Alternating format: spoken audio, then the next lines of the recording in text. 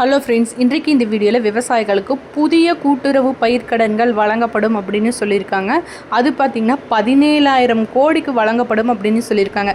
இது யார் யாருக்கெல்லாம் கிடைக்கும், எங்கே போய் அப்ளை பண்ணணும், இதுக்கான டாக்குமெண்ட்ஸ் என்ன அப்படிங்கிறதையெல்லாம் டீட்டெயில்டாக பார்க்கலாம். தமிழக அரசு விவசாயிகளின் நலன் கருதி பல்வேறு சலுகைகளை, மானியங்களை, கடன்களை வழங்கி வருகிறது.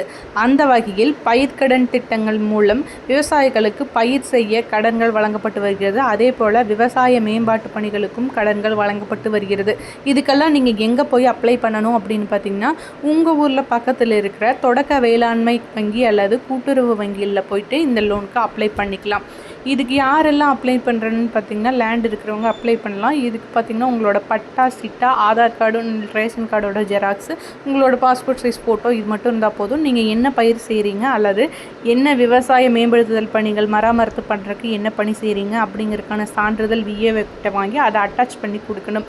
ஸோ இதை கொடுத்தீங்க அப்படின்னா அதை ப்ராசஸ் பண்ணிவிட்டு அன்றைய தினமே உங்களுக்கு இந்த கடன்கள் வழங்கப்படும் அப்படின்னு சொல்லியிருக்காங்க. இதில் ஏதாவது பெறுவதில் சந்தேகம் இருந்ததுன்னா கமெண்ட்ஸில் லீவ் பண்ணுங்கள்.